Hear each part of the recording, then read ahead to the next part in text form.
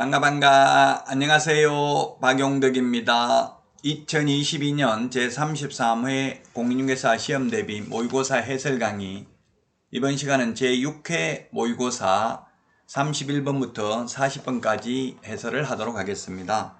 자, 31번입니다. 정정 신청할 수 있는 사유가 아닌 것은 했는데 1번 거래 가격이 잘못 기재된 경우, 이건 정정할 수 없습니다. 거래 가격 변경 신고는 할 수 있죠. 우리 암기 프린터 14번에 보면 정정 신청 주지사 종목 이렇게 암기를 했습니다. 거래 당사자의 주소, 전화번호, 휴대전화번호, 요건 거래 당사자 일방이 가능하므로 전자문서는 안되고 방문신고만 가능합니다. 거래 지분 비율, 그 다음에 개업공개사, 사무소, 전화번호, 상호, 소재지, 그리고 건축물의 종류 정정 가능합니다. 건축물의 종류는 정정 가능한데 토지의 종류는 정정 안됩니다. 그 다음에 거래대상 부동산 등의 지목, 면적, 거래 지분 및 대지권 비율 정정 가능합니다. 그러나 토지의 종류, 부동산 등의 소재지, 지번, 성명, 주민등록번호는 정정 불가능합니다. 이 정정신청서는 법정서식이 없습니다. 자, 그래서 정정이라는 것은 처음부터 잘못 적은 것을 정정이라 하고요. 변경은 추후 합의에 의해서 내용을 변경하는 경우를 말합니다. 변경 신고할 수 있는 것은 우리 암기 프린터 15번에 보면 지분 변경, 도면 가기 8가지 변경 가능하죠. 자, 그래서 31번에 정답 1번인데 이거는 해마다 출제되지는 않고요. 3년에 한 번 정도 출제됩니다. 거래 가격은 정정할 수는 없습니다. 거래 가격을 정정해버리면 어떤 일이 생기겠어요? 거짓 신고했다고 처벌하려고 하니까 잘못 적었네요. 고칠게요. 이렇게 해버리면 끝이죠. 그러면 처벌할 수 없겠죠. 그래서 거래 가격은 정정은 안됩니다. 정정은 안된다. 다만 거래 가격도 변경은 가능합니다. 거래 가격도 변경 신고할 수는 있습니다. 그 변경 신고 우리 암기 프린터 15번에 있죠. 거기 15번에 동그라미 7번 거래 가격 변경 신고는 가능합니다.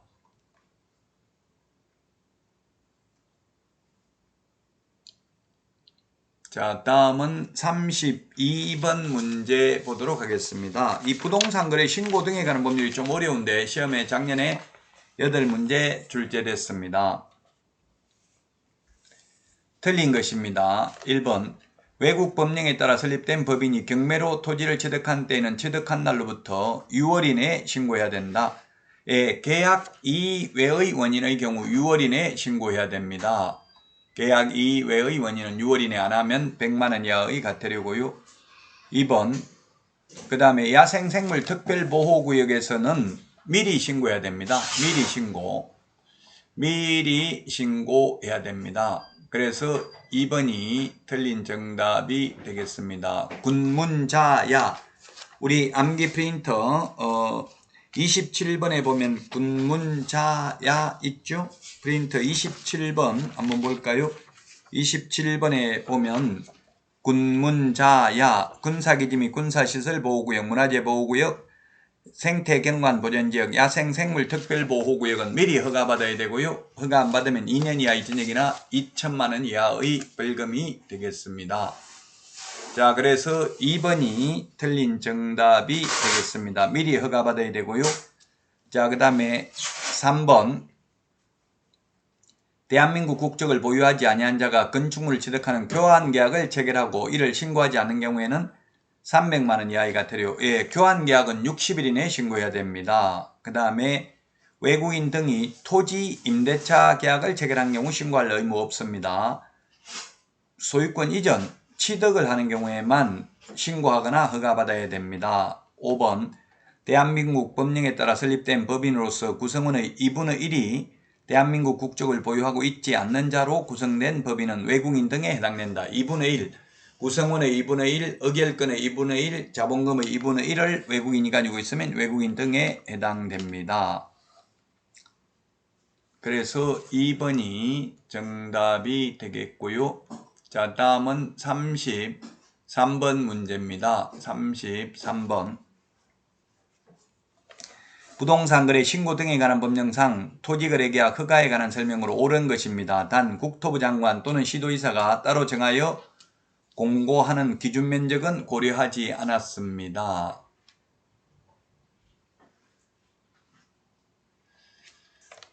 자, 1번에 보면 도시지역 밖의 허가구역 안에 소재하는 600제곱미터 농지에 대해서 토지거래 계약은 허가 대상이 아니다. 농지의 경우 500제곱미터 초과하면 허가받아야 되죠. 500제곱미터 초과하면 허가받아야 됩니다. 자, 허가 기준 면적 우리 암기 프린터 32번에 보면 있습니다. 암기 프린터 32번에 보면 주거지역 60, 상업 150, 공업 150, 녹지 200, 미지정 60제곱미터 초과하면 허가받아야 됩니다. 도시지역 밖에서 기타 250, 농지 500, 임야 1000제곱미터 초과하면 허가받아야 됩니다. 이거 면적이 2022년 2월 28일 날 개정됐기 때문에 꼭 기억하시기 바랍니다. 자, 그 다음에 2번은 국토부 장관이 허가구역을 지정하려는 때는 중앙도시계획위원회 심의 전에 미리 시도지사의 의견을 들어야 된다 했는데 의견 청취는 재지정의 경우에만 의견 청취합니다. 재지정만. 그 다음에 3번은 대가를 받지 않고 무상인 경우 허가받지 않습니다. 소유권 지상권에 관한 유상계약이나 예약의 경우에만 허가받습니다. 자, 그 다음에 4번 토지거래 허가받은 사항을 변경하려는 경우 당사자는 공동으로 시장군수구청장의 허가를 받아야 된다. 개업공개사가 허가받아 줄 필요 없습니다. 따라서 허가신청서에는 개업공개사 인적사항은 들어가지 않는다는 거 시험에 출제됐습니다. 자, 그 다음에 5번입니다. 허가 또는 불허가 처분에 대해서 이의가 있는 자는 1개월 이내에 시도지사에게 이의신청할 수 있는 게 아니라 시장군수구청장에게 이의신청할 수 있습니다. 다만 토지거래 허가구역 지정을 왜 했느냐고 이의신청할 수는 없습니다. 다만 허가 또는 불허가 처분에 대한 이의신청은 1개월 이내에 할 수 있습니다. 이행강제금 부과에 대한 이의신청은 30일 이내입니다. 자, 다음은 34번입니다. 이행강제금 옳은 것은 했는데 1번 방치한 경우에는 방치를 한 경우에는 100분의 7이 아니고 100분의 10입니다. 임대하면 100분의 7, 이용 목적을 변경하면 100분의 5, 기타 100분의 7을 부과합니다. 자, 그 다음에 2번 허가관청은 최초 의무 위반이 있었던 날, 최초 의무 위반이 있었던 날이 아니라 최초 이행명령이 있었던 날을 기준으로 1년에 한 번씩 그 이행명령이 이행될 때까지 반복하여 이행강제금을 부과 징수할 수 있습니다. 자, 그 다음에 3번 허가관청은 이행명령을 받은 자가 그 명령을 이행하는 경우 새로운 이행강제금 부과를 즉시 중지하며 명령을 이행하기 전에 이미 부과된 이행강제금은 징수해야 됩니다. 그래서 3번도 틀렸습니다. 이미 이행하기 전에 부과된 것은 징수해야 됩니다. 자, 그 다음에 4번 이용 의무 기간이 지난 후 최대 5년이죠. 5년 지나면 이행강제금 부과할 수 없습니다. 그 암기 프린트 32번에 동그라미 6번에 있습니다. 32번에 동그라미 6번에 보면 의무기간이 농업, 축산업, 임업, 어업, 대토, 주거, 복지, 편익시설 2년, 사업용 4년, 민간임대주택사업토지 현상보존 5년입니다. 이 의무기간 동안만 부과할 수 있습니다. 자, 그 다음에 이행강제금 부과처분에 불복한 자는 부과처분 고지를 받은 날부터 30일 이내에 허가관청에 이의를 제기할 수 있습니다. 이행강제금 부과에 대한 이의신청은 30일이고요. 허가, 불허가 처분에 대한 이의신청은 1월 이내입니다. 그래서 30일은 우리 암기 프린트 35번에 동그라미 8번에 있습니다. 지금 30일이라는 것. 그 다음에 1월은 암기 프린트 45번에 4번 5번, 6번, 7번, 8번 5개 1개월 5번 30일 한 번 나오니까 꼭 구분해서 정리를 하셔야 되겠습니다.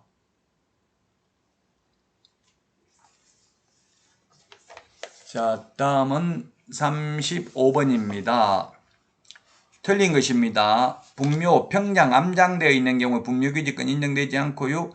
그 다음에 장사 등에 관한 법률이 시행되기 전에 타인 소유의 토지에 소유자의 승낙 없이 분묘를 설치한 경우 20년간 평온공연하게 그 분묘기지를 점유하면 분묘기지권을 시효 취득합니다.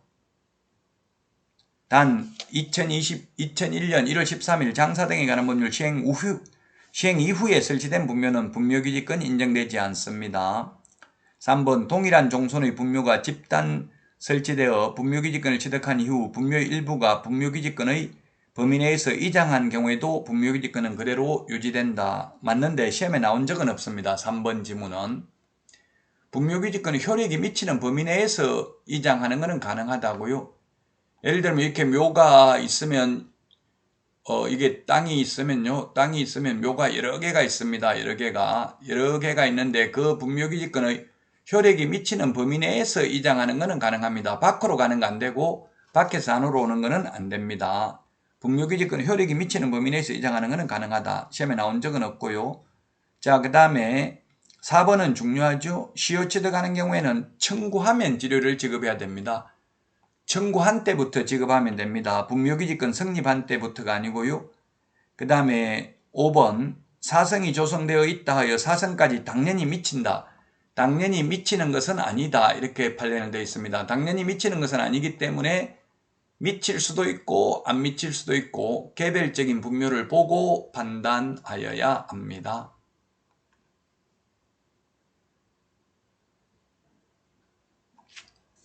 자, 다음은 36번입니다. 36번. 이 36번은 이게 지금 명의신탁인데요. 소위 등기 명의신탁이네요. 등기 명의신탁. 그러면 갑이 신탁자입니다. 갑이 신탁자고요. 그 다음에 을이 매도인이고요. 그 다음에 병이 수탁자가 되겠습니다. 그러면 이 갑과 병 수탁자 간의 명의신탁 약정 무효고 그로 인한 물권 변동 효력도 무효입니다. 그러나 갑과 을 간의 매매 계약은 유효하고 만약 병이 제3자 정에게 처분했다면 제3자 정은 선악을 불문하고 유효하게 소유권을 취득하고요. 병 수탁자가 임의로 처분해도 횡령죄가 성립되지 않습니다. 갑 신탁자는 5년 이하의 징역이나 2억 원 이하의 벌금, 병 수탁자는 3년 이하의 징역이나 1억 원 이하의 벌금에 해당됩니다. 자, 그래서 기억, 갑과 병 간의 약정이 조세포탈, 강제집행의 면탈, 법령상 제한의 회피를 목적으로 하지 않는 경우 명신탁 약정 및 등기는 유효하다 했는데 무효입니다. 무효입니다. 명신탁이 유효하려면 배우자, 종중, 종교단체의 경우 조세포탈 목적이 없으면 유효합니다. 니은 병이 X부동산을 제3자에게 처분한 경우 병은 갑과의 관계에서 횡령죄 성립하지 않는다. 예, 그렇습니다. 이제 명신탁에서 어떠한 경우에도 횡령죄는 성립하지 않습니다. 모든 명신탁에서 횡령죄 성립하지 않습니다. 판례가 변경됐고요. 디귿, 갑과 을 사이의 매매계약은 유효하므로 갑은 을을 상대로 소유권 이전 등기 청구할 수 있다. 예, 그래서 어떻게 해야 되냐면은 이 병 앞으로 등기가 되어 있는 것을 을이 무효인 등기 말소 청구하거나 진정명의 회복 등기를 신청해야 되는데 을이 안 하면 갑이 을을 대위해서 이 무효인 등기 말소 청구하고 갑과 을 간의 매매계약은 유효하므로 갑이 을로부터 소유권 이전 등기를 격려하는 때에 갑이 소유권을 취득하게 됩니다. 리얼, 병이 소유권을 취득하고 X네요. 병이 소유권 취득 못합니다. 왜? 갑과 을 간의 명의신탁의 약정도 무효고 그로 인한 물권 변동 효력도 무효이기 때문에 소유권 취득 못합니다. 그리고 부당이득 반환 청구권을 행사할 수도 없습니다. 왜? 제3자에게 처분했다는 말이 없기 때문에 제3자에게 처분한 경우에만 부당이득 반환 청구할 수 있습니다. 왜냐하면 소유자도 아니기 때문에 부당이득 한 게 없어요. 제3자에 처분해가지고 만약에 처분 대금 상당액을 부당이득 했다면 그건 반환해야 되겠죠. 갑에게. 자, 그래서 정답은 3번입니다. 이게 기출문제인데요. 부동산 실권리자 명의등기에 관한 법률이 최근 5년간 공인중개사법에 4문제 출제됐습니다. 민법에서 또 해마다 출제됩니다. 민사특별법에. 자, 다음은 37번 문제입니다. 주택임대차에 대해서 틀린 것입니다. 1번 임대차가 종료한 경우에도 임차인이 보증금을 반환받을 때까지 임대차 관계는 존속하는 것으로 봅니다. 그렇죠. 돈 안 내주면 안 나가도 됩니다. 그 다음에 대항력은 그 다음 날부터 이사하고 전입신고한 다음 날부터 생깁니다. 다음 날부터 생기는 이유가 은행, 금융권을 보호하기 위한 것이죠. 그래서 다음 날부터 생깁니다. 자, 그 다음에 3번 대항요건과 임대차 계약증서상의 확정일자를 갖춘 임차인은 후순위 권리자나 그 밖의 채권자보다 우선하여 보증금을 변제받을 권리가 있다. 예, 그렇습니다. 대항력에다가 확정일자 받으면 후순위보다 우선 면제받을 수 있습니다. 자, 그 다음에 4번이 틀렸네요. 임차권 등기와 관련된 비용은 임대인이 부담합니다. 임차인이 부담하는 게 아니고요. 임대인이 부담한다. 그래서 4번 틀렸고요. 5번 임차인의 요구에 따라 임대차 기간을 2021년 1월 5일에서 2021년 10월 31일까지로 정한 경우 임차인은 그 기간의 유효함을 주장할 수 있다. 그렇습니다. 편면적 강행 규정이기 때문에 임차인에게 유리한 것은 주장할 수 있고 불리한 것은 임대인은 주장할 수 없습니다. 그래서 임대인은 1년의 유효함을 주장할 수 없지만 임차인은 2년 미만의 기간의 유효함을 주장할 수 있습니다. 답 4번이 되겠습니다.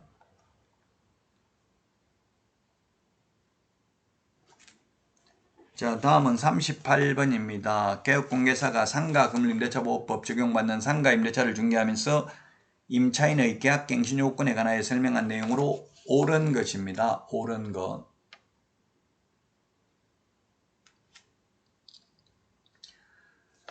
기억, 임차인은 임대인에게 임대차 기간 만료되기 6개월 전부터 2개월 전까지 계약의 갱신을 요구할 수 있다. 2개월이 아니고 1개월이죠. 주택은 2개월이고요. 상가는 1개월이라는 점을 꼭 기억하시기 바랍니다. 주택은 임대차 기간 끝나기 6개월 전부터 2개월 전까지입니다. 상가는 6개월 전부터 1개월 전까지입니다.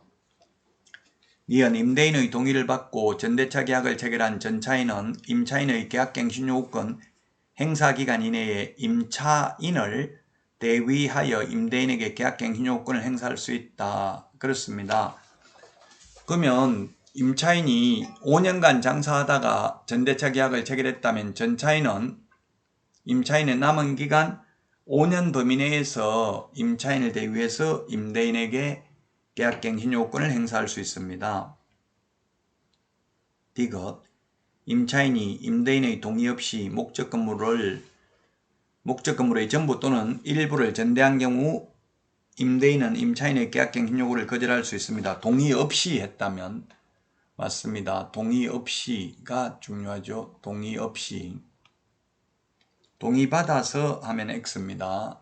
동의 없이 하면 거절할 수 있고 리얼 갱신된 임대차는 전 임대차와 동일한 조건으로 다시 계약하는 것으로 보므로 차인과 보증금은 정감할 수 없다 했는데 정감할 수 있고요.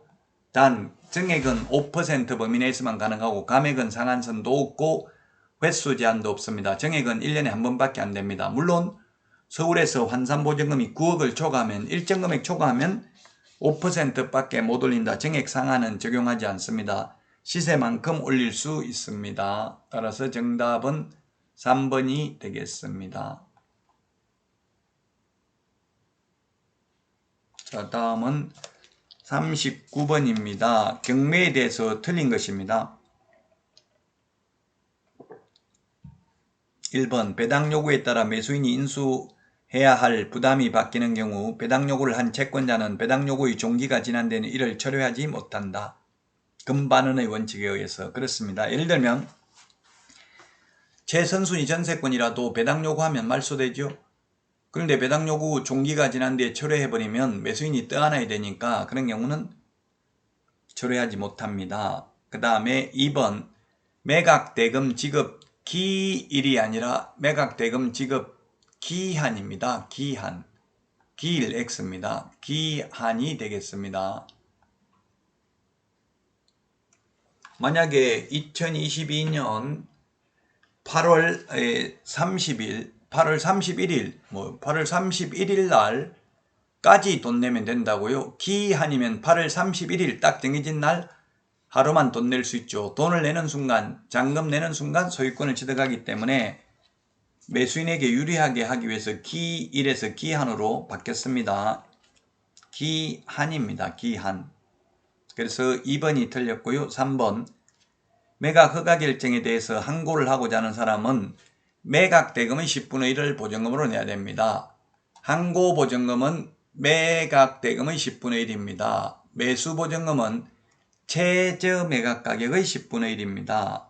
4번 부동산에 대한 압류는 채무자에게 경매 개시 결정이 송달된 때 또는 그 결정이 등기된 때, 둘 중에 먼저 된 때 효력이 발생합니다. 그리고 경매를 취하면 압류 효력은 소멸됩니다. 그리고 5번 재매각 절차에서 종전 매수인은 매수 신청을 할 수 없습니다. 매수 보증금만 최저 매각 가격 10% 걸어놓고 잔금을 내지 않는 경우 재매각을 하는데, 또 재매각 절차에서 보증금만 걸어놓고 잔금 안 내고 이런 식으로 하면 고의로 경매 절차가 지연될 수 있기 때문에 재매각에서는 전의 매수인은 매수 신청을 할 수 없습니다. 자, 다음은 40번 문제입니다. 매수 신청 대리인 등록에 대해서 틀린 것입니다. 1번 갑은 매수 신청 대리권의 범위에 해당하는 대리행위를 할 때 매각 장소 또는 집행법원에 직접 출석해야 됩니다. 누가 직접 출석해야 된다고요? 개업공개사가 직접 출석해야 됩니다. 지금 개업공개사가 갑이죠. 따라서 임원이나 소공, 책임자, 보조원 출석 못합니다. 따라서 오직 개업공개사만 매수신청 대리인 실무교육을 받아야 되고, 법인인 경우 대표자만 받습니다. 중개실무교육은 모든 임원사원 전원이 다 받는데 매수신청 대리 실무교육은 오직 대표자만 받습니다. 왜냐하면 법인의 경우 대표자가 직접 출석해야 되기 때문에 그렇습니다. 대표자 빼고는 매수신청 대리를 할 수 없습니다. 갑은 공인중개사인 개업공개사이거나 법인인 개업공개사이어야 한다. 즉 매수신청 대리인 등록은 부칙개공은 안 된다는 이야기입니다. 3번 폐업신고를 하여 매수신청 대리인 등록이 취소된 후 3년이 지나지 않은 갑은 매수신청 대리인 등록할 수 없다 했는데 할 수 있습니다. 왜? 죄지어서 등록 취소된 게 아니라 폐업을 하여서 등록이 취소됐기 때문에 그렇습니다. 폐업에서 등록 취소된 경우는 3년 안 지나도 다시 등록할 수 있습니다. 4번 매수신청 대리 위임을 받은 갑은 민사집행법에 따른 공유자 우선 매수 신고할 수 있습니다. 우리 암기 프린트 34번에 있는데 신고할 수 없는 게 그럼 대리할 수 없는 게 뭐가 있느냐면은 소송 대리, 명도 소송, 배당이의 소송, 항고 소송, 기일 변경 신청 이런 거는 개업공개사가 대리할 수 없고 변호사가 할 수 있습니다. 5번 갑이 자격 취소된 경우 지방법원장은 매수신청 대리인 등록을 취소해야 된다. 중개사무소 개설 등록 취소할 때도 중개업을 폐업해도 매수신청 대리인 등록을 취소해야 됩니다. 근데 중개업을 휴업하면 매수신청 대리 절대적 업무 정지 사유에 해당됩니다. 틀린 내용을 다시 꼼꼼하게 역으로 확인을 해 보셔야 됩니다. 이제 2달도 채 안 남은 시점인데요. 지금은 공부하는 요령이 이 모의고사를 풀어보고 역으로 기본서나 요약집이나 또는 법조문을 찾아서 내용을 확인해 보시면 확인하는데 시간을 많이 투자해야 기억에 오래 남습니다. 그러면 이게 모의고사 하나 40문제도 꼼꼼하게 다 해결하려면 하루 종일 걸릴 수 있어요. 그렇게 계속 반복하다 보면은 이제 나중에 가면 갈수록 쉬워지니까 시간이 단축되겠죠. 이제 얼마 안 남았으니까 여러분들 끝까지 포기하지 마시고 최선을 다하셔서 모두 다 합격하기를 진심으로 기원하면서 방문각 제6회 모의고사 해설 강의를 마치도록 하겠습니다. 여러분 다음 시간에 찾아뵙겠습니다. 안녕.